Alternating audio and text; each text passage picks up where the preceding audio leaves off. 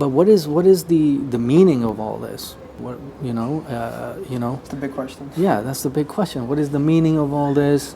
Where are we going? Where is humanity going? Where, you know, the big truth. So, and the nature of the divine. What is God? These are huge questions. I mean, you know, so depth psychology, like I said, is interested in experience and not really like theological debates on the nature of truth or the nature of, see, what might be true for me might not be true for you, psychologically speaking, right?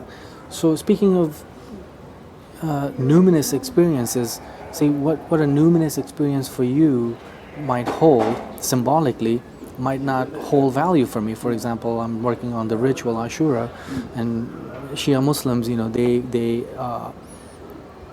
have these rituals and their rites, you know, and it's very symbolically very important, very sacred for them, right?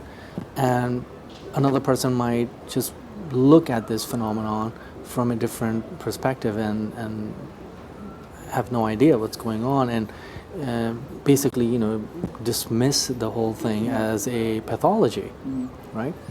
So now, where's the truth in that? Now, so depth psychology here, in that sense, is very interested in ritual, but at the same time recognizes the relativity of the truth, for example, right?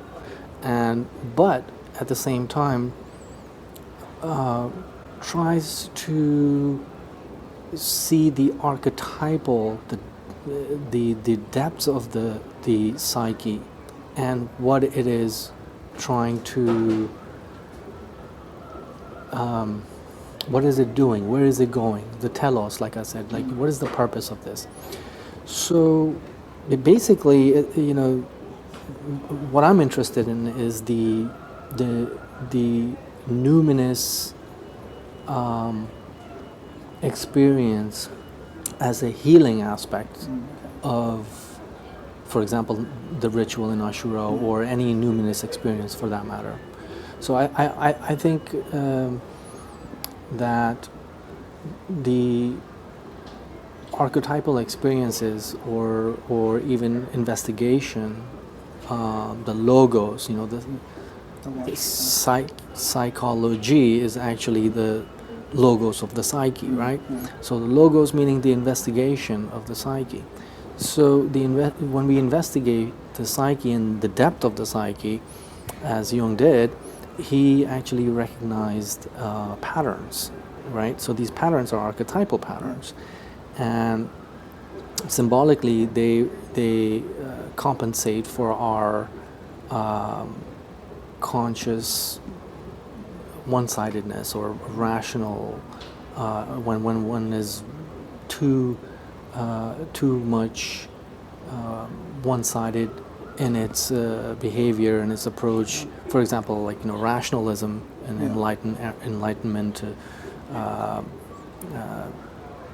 you know, brought about a kind of an enantiodromia, which is a flipping of the irrational side of the unconscious. I don't know if that's making sense or to your audience, but what I'm trying to say is that when one is too conscious of its own ego self, like when I said conscious meaning the ego consciousness, and do not pay attention to the unconscious side of ourself or the psyche, it comes as a vengeance. It tries to compensate for, you know, for the sake of the balance. So it's a you know, psyche as a whole is conscious and the unconscious dynamic. You know, the dynamical system. It's kind of a self-regulatory system, if you will. So I don't think it has a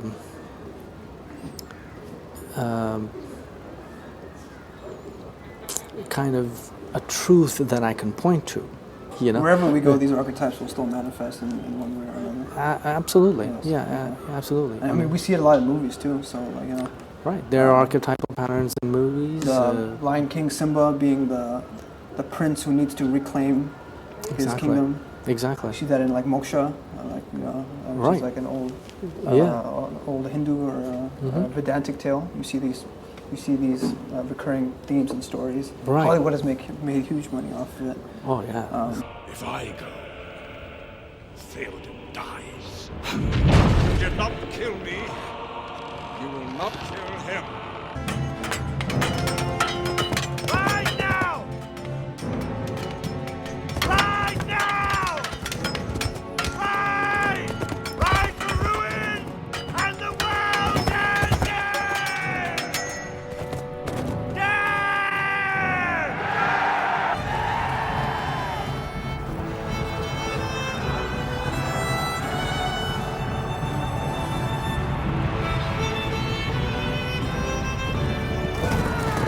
I think the point that you made about, psychology has really shifted away from this esoteric spiritual nature into more of a logical discourse. Yeah.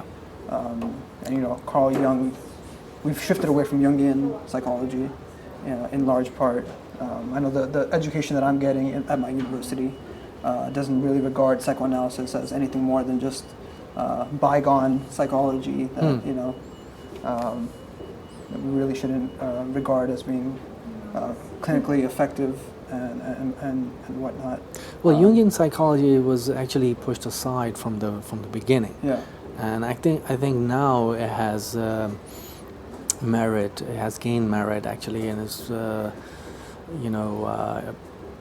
it's I wouldn't want to say it's coming back, but it's making its way to the mainstream, and a lot of people are recognizing Jung and his work. I think it's part of a larger systematic approach. We've lost the spiritual essence.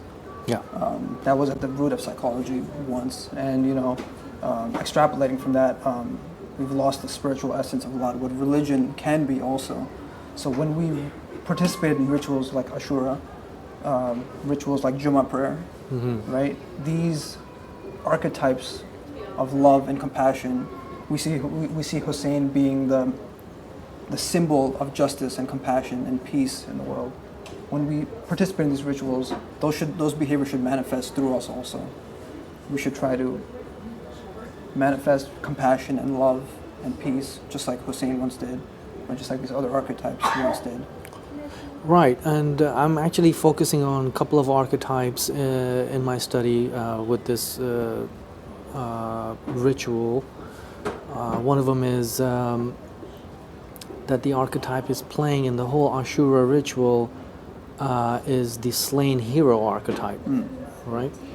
The sacrifice archetype, obviously, right? I mean, one can even go as far as to say that Hussein alayhi salam is kind of the Christ of Islam, for Shias, he's the sacrifice par excellence, if lack of a better term. I mean, there's no other sacrifice the most than atrocious yet honorable death that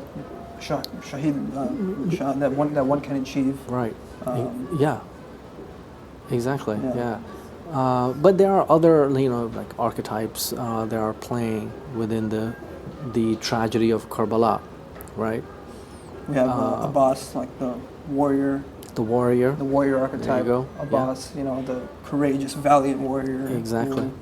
The child archetype by Asghar. Ali Asghar being the child archetype, sacrifice for something greater than what he is. Exactly. And many Greek mythological figures will come in when we speak about like women, like Bibi Zainab, as the beauty, the valor, and the courageous, even of going to standing up for Yazid and delivering a sermon and all that. So I'm still in the midst of my research. I don't know.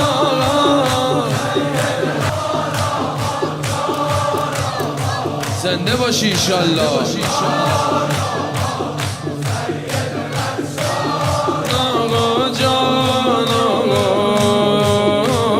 جان آقا این شبا بی توه یه زیارت بودم بدجوری دل تنگه سینه زناتو خدا نگه داره زائرای تو خدا نگه داره گریه کناتو خدا نگه داره سینه زناتو خدا نگه داره